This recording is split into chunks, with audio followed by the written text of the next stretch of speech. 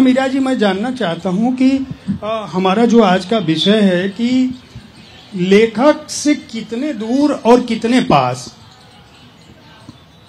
आप बतौर प्रकाशक क्या महसूस करती हैं कि आज जो प्रकाशक है वह अपने लेखक से कितना करीबी है या कितना दूर है? नमस्कार।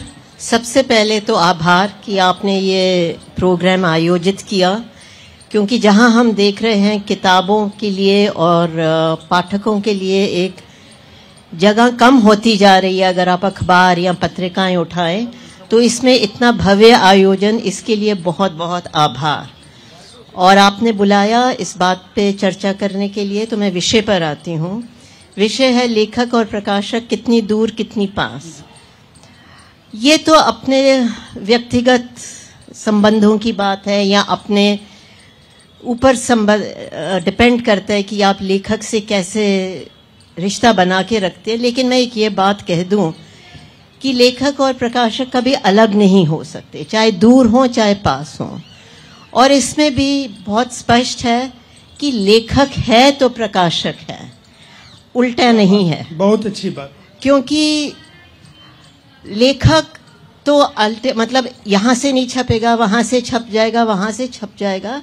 लेकिन अगर लेखक के पास कुछ कहने की बात है जो लोग जानना चाहते हैं, तो वो कहीं से भी छपे तो पाठक तक पहुंच जाएगा। तो पहली बात है कि हमें समझना चाहिए इस चीज में, इस इक्वेशन में लेखक की प्राथमिकता, और मेरी ये अपनी समझ है।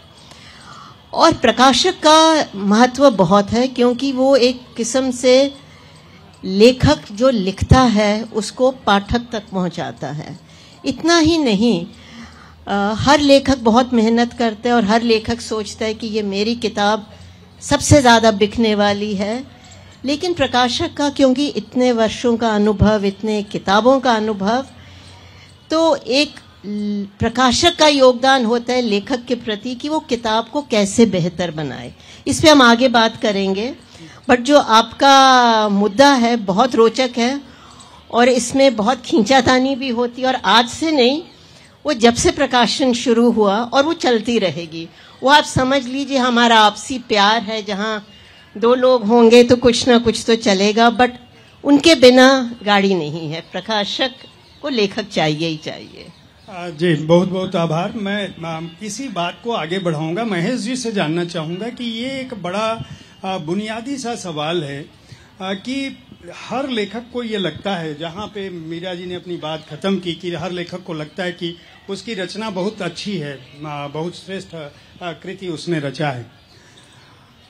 आखिर वह बिंदु कहाँ है? लेखक की एक शिकायत होती है कि प्रकाशक जो है हमारी किताबों का व्यापार करके, प्रकाशित करके अपने को अमीर बनाता जाता है, और हम जो है उस अनुपात में हमको धन नहीं मिलता है।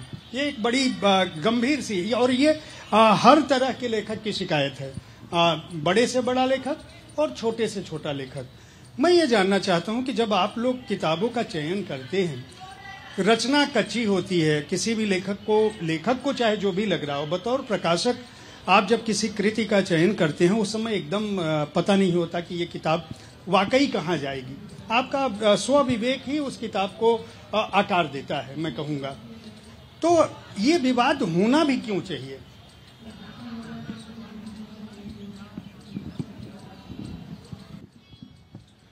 धन्यवाद जयप्रकाश जी।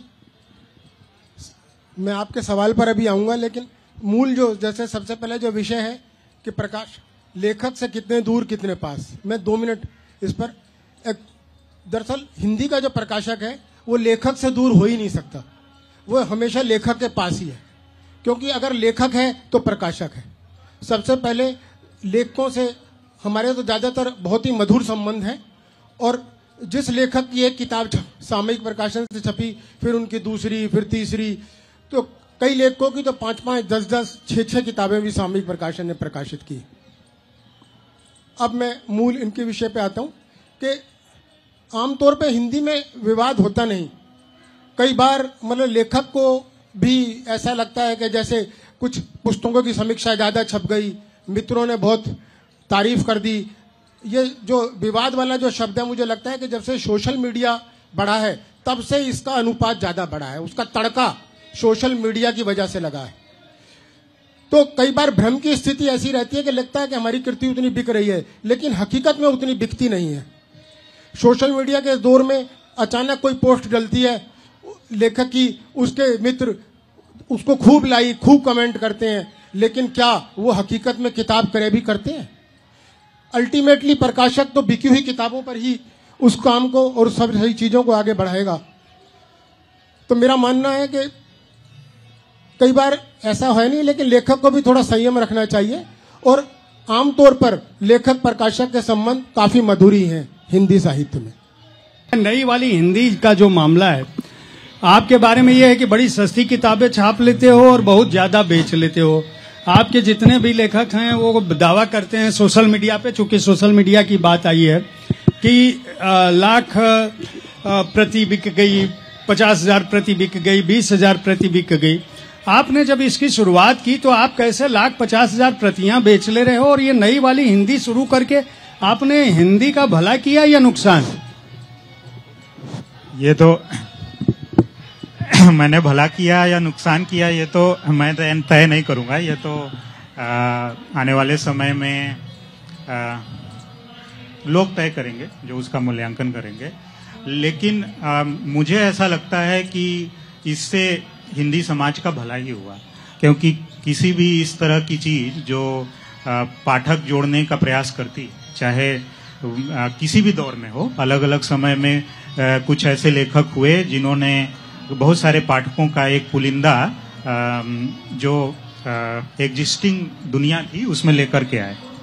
साउंड की दिक्कत है? अच्छा, हाँ। तो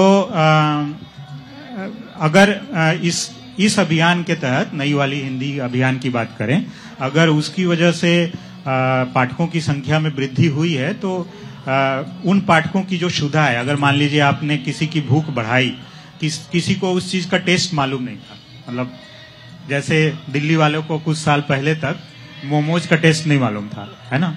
लेकिन अब आप देखिए कि कोई ऐसा मोहल्ला नहीं है दिल्ली एनसीआर में, अब आप दिल्ली के, आप तो पूरे हिंदुस्तान में, जहां मोमोज न मिलते हो। तो आपने मोमोज के टेक्स्ट को एक्सप्लोर किया, उसको एस्टैब्लिश किया, तो अल्टीमेटली उससे लोगों की मतलब जो क्षुधा है वो बढ़ती है, और वो फिर जगह जगह और भी तरह के खाने पीने की चीजें खोजता है, उस तरह के फ्लेवर की चीजें खोजता है, या उससे अलग भी खोजता है। उसको लगता है कि नई चीजें ट्राई करनी चाहिए। तो वही अगर किसी भी प्रयास से हिंदी साहित्य को पाठक मिले, तो वो पाठक वहां पर तो रुकेंगे नहीं। उन्होंने अभी इन किताबों से शुरू किया है, फिर वो पुरानी किताबों तक जाएंगे, क्लासिक किताबों तक जाएंगे, अब समकालीन दूसरे लेखकों की किताबें पढ़ेंगे। तो मुझे लगता है इसने भला ही किया है।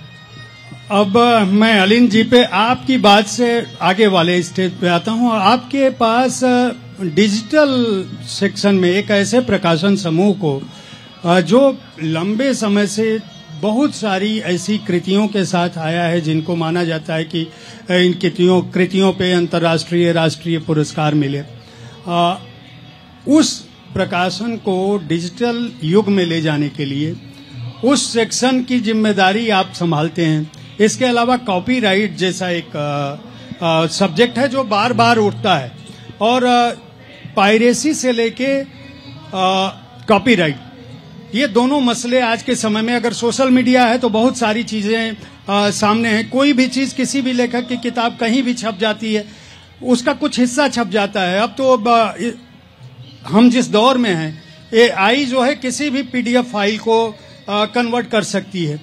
तो ऐसे दौर में जो चुनौतियां आ रही हैं या जो अवसर खुल रहे हैं, मैं जानना चाहूंगा कि उस पर आप अपने प्रकाशन में जिस विभाग को देख रहे हैं उसको कैसे साध रहे हैं और किस तरह की समस्याएं आपके सामने आ रही हैं।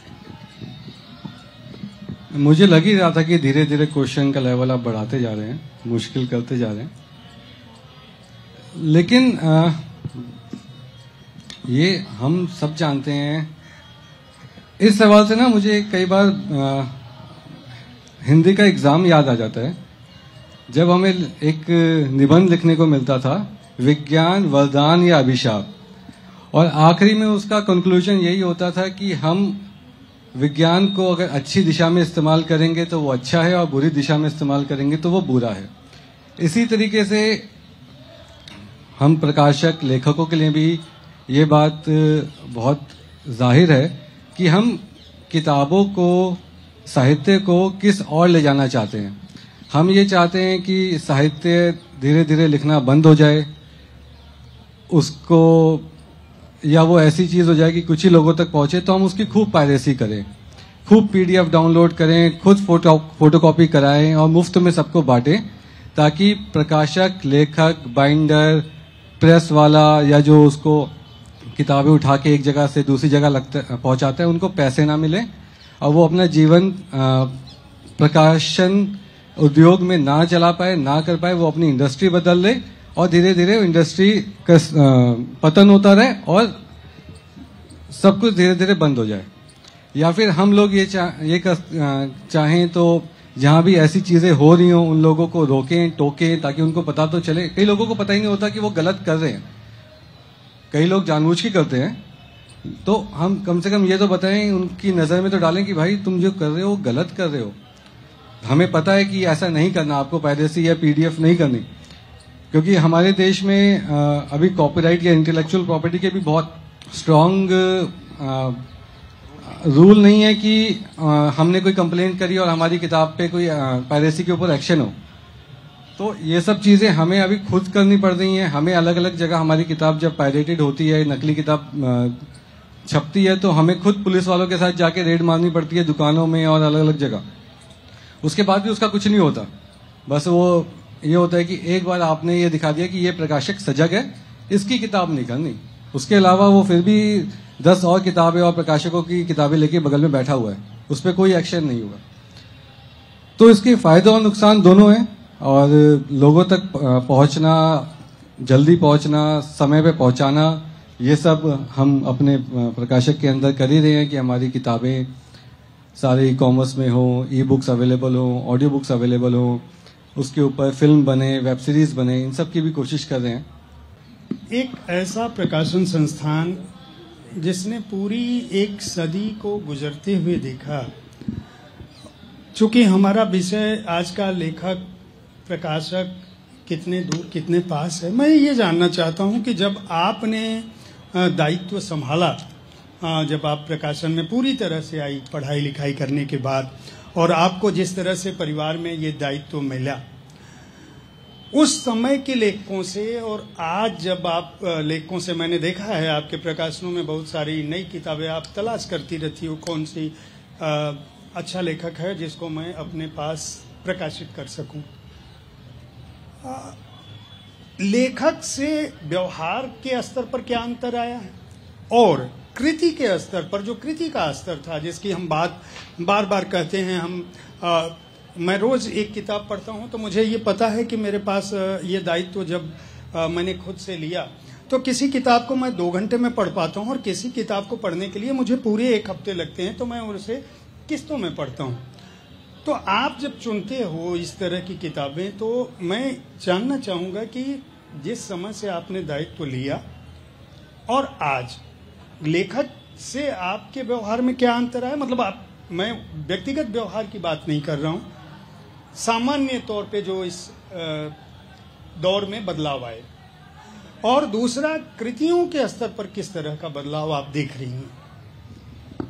देखिए, व्यवहार में तो कोई ऐसा अंतर नहीं आया है कि जिससे मैं यहाँ पे जिसका उल्लेख करूं, लेकिन एक बात मैं जैसे बता दूं, बच्चन जी हमारे यहीं से सारे प्रकाशित हैं, उनका सारा काम, तो मेरे पिताजी और बच्चन परिवार के साथ बहुत घनिष्ठ रिश्ता था, इतना कि उनका जन्मदिन हर साल हमारे घर में ही मनाया जाता था, बरसों तक ये परंपरा रही।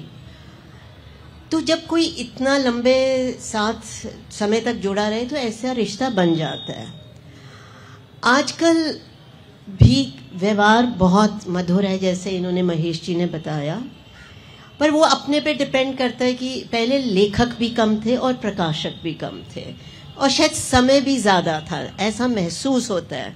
आज सब समय को खोजते रहते हैं, तो उसमें इतना समय लेखक के साथ देना शायद कई बार संभव नहीं होता, चाहे इच्छा होती है कि मिलके बैठो और गपशप मारो, पर तब भी कभी कभी निकाल लिया जाता है। अब जो दूसरी बात आपकी आई है कि वो आप कृति को कैसे चुनते हैं या कैसे, एक इसमें मैं ज़रूर बात कहूँगी कि जो पहले के लेखक थे, मैं जानती हूँ कि वो एक बार नहीं, दो बार नहीं, तीन चार बार अपनी पांडुलिपि, और तब उस समय ऐसा हाथ से लिखा जाता था, तो वो पांडुलिपि पे मेहनत करते थे बरसों। आप चाहे मानस का हंस देख लो और पढ़ लो कि नागर जी ने कैसे जाके वहाँ पे पूरी खोजबीन की।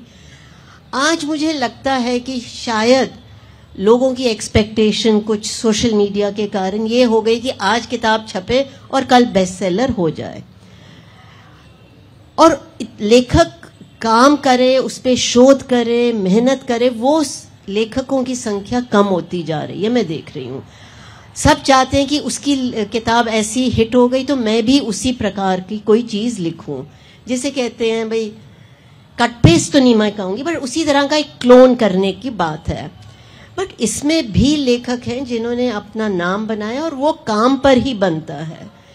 हमें ये समझना चाहिए, आप एक टाइम बिक गए, असल बात है कि वो किताब दोबारा संस्करण आया, तीसरा आया, चौथा आया, पांचवा आया, वो ही एक उसकी गुणवत्ता और सफलता का मापदंड है। यदि वो नहीं है तो ठीक है, जैसे आइसक्रीम होती है फ्लेवर ऑफ द सीजन, आई, बिकी, चर्चा हुई, ऐसी 20 किताबें हम गिन सकते हैं हमारे यहाँ से भी। पर मेरी खोज ऐसी रहती है कि जो किताब मेरे बाद तक भी जिंदा रहे, क्योंकि असल वो ही किताब है जो अगला पाठक की जो पीढ़ी है वो भी पढ़े, तभी हुआ है। और वो बड़ा कठिन है, और आज मुझे लगता है कि सब शॉर्टकट ही ढूंढते हैं अधिकतर। तो एक ये समस्या है, और आप उनसे कहो जी दोबारा कर लो, नहीं भाई लिख दिया, तो फिर आप अपना निर्णय करोगे कि जुड़ना है कि नहीं।